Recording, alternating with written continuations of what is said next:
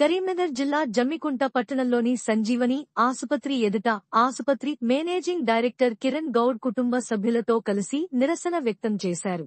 ఈ సందర్భంగా కిరణ్ మాట్లాడుతూ సంజీవని ఆసుపత్రిలో 10% పార్ట్నర్షిప్ ఇస్తామని నమ్మించి ఇప్పుడు ఆసుపత్రి నుంచి నన్ను పంపించి మోసం చేశారని కుటుంబ సభ్యులతో కలిసి ఆవేదన వ్యక్తం చేశారు. తనకు న్యాయం చేయాలని వేడుకుంటున్నారు. Sanjeevani hospital multi speciality doctor Mosham Suresh, Praneetha, doctor Budugula Suresh, Budugula Anitha, Kishore వాళ్ళ మిసెస్ పార్ట్నర్షిప్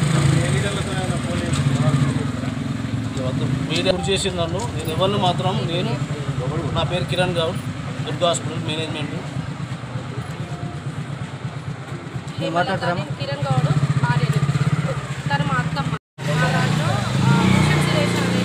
మా దగ్గర పనిచేసిండు, 5 సంవత్సరాలు పనిచేసిండు. ఆయన అగ్రిమెంట్ ముగిసే సమయంలో నా భర్తకి ఈ 3 డాక్టర్లు మాయమాటలు చెప్పి నా భర్తని పార్ట్నర్షిప్ 10% పార్ట్నర్షిప్ ఇస్తాము, మేనేజ్మెంట్ అంతా నువ్వే చూసుకోవాలి అని నా భర్తకు మాయమాటలు చెప్పి ఇక్కడికి తీసుకొచ్చి అక్కడి నుంచి వెళ్ళి మొత్తం మేము ఉండనీయకుండా హాస్పిటల్ సెటప్ అంతా ఇక్కడికి తీసుకొచ్చి నా భర్తని హాస్పిటల్ ఓపెనింగ్ అయిన తర్వాత ఒక నెల రోజుల నుంచి నా భర్తను టార్చర్ స్టార్ట్ చేసిండు.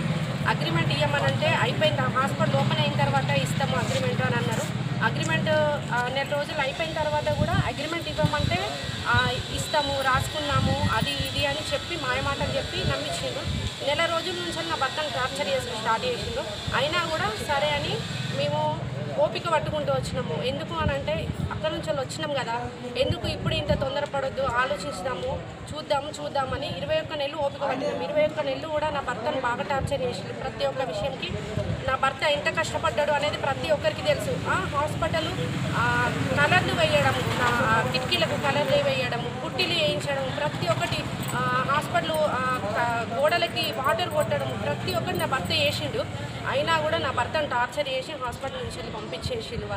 పంపించి ఇప్పుడు మా పార్ట్నర్షిప్ ఏంటిది, మాకు 10% పార్ట్నర్షిప్ డబ్బులు ఇవ్వమన్నా కూడా ఇప్పటి వరకు అకౌంట్స్ చూపించట్లేదు. అకౌంట్స్ చూపించండి, మాకు ఎంత వస్తుందో దాని మాకు వచ్చేది న్యాయం ప్రకారం ఇవ్వండి అని అన్నా కూడా ఇవ్వట్లేదు.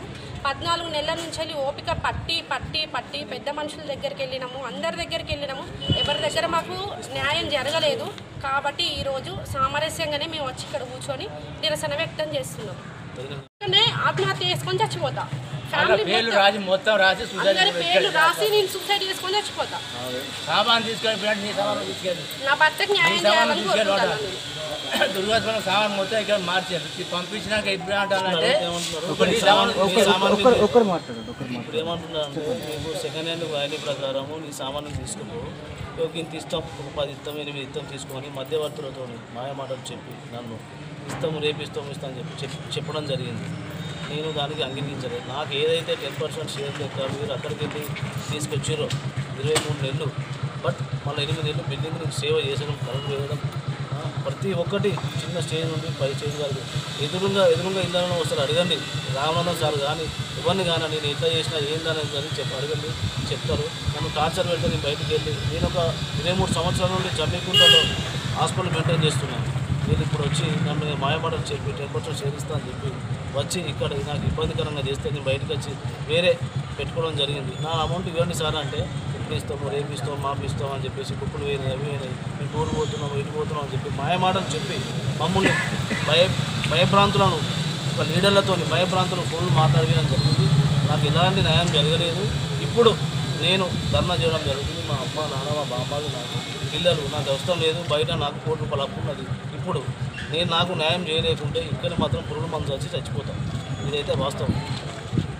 హాస్పిటల్ తీసేసి ఆ గంటల సామాను మొత్తం తీసుకొచ్చి ఇక్కడ పెట్టిండు. ఇప్పుడు ఏమంటాడు, నీ సామాను నువ్వు వీక్కపో అంటాడు. ఇప్పుడు 2 సంవత్సరాల బట్టి పెట్టుకొని మాకు ఇచ్చే పైసలు ఇవ్వకుండా నా కొడుకు చచ్చిపోతే నాకు దొరుకుతాడా?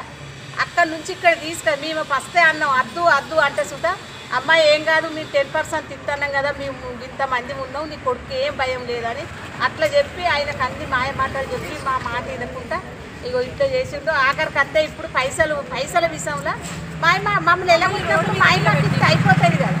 ఇప్పుడు మీకు ఇష్టం లేదు, మీరు ఎల్లగొట్టినప్పుడు మాకు ఎంత వస్తుందో మా వచ్చిన డబ్బులు మాకు ఇచ్చేయండి. మేము ఏమన్నా ఎక్కువ ఇవ్వటనా? మా సామాన్కి ఏమి ఇస్తారు, దీనికి ఏమి ఇస్తారు? అకౌంట్ తీసుకొచ్చి లెక్క చేస్తే సార్ బుక్కులు అంటే బుక్కులు లేవంటాను. వేరే అంటారు. అకౌంట్ తీసుకొచ్చి సార్ బుక్కులుగా లెక్క తీసుకుంటామంటే బుక్కులు లేవు, బుక్కులు వేరే, బుక్కులతో సంబంధం లేదు. నేను ఇప్పటి వరకు ఇందులో 10% షేర్ హోల్డర్. ఇప్పటి వరకు నేను ఇప్పటి వరకు ఎంత అయిందో అంత న్యాయంగా మాకు న్యాయంగా ఇప్పియండి. ఈ మీడియా మిత్రులు, ప్రింట్ మీడియా, ఎలక్ట్రానిక్ మీడియా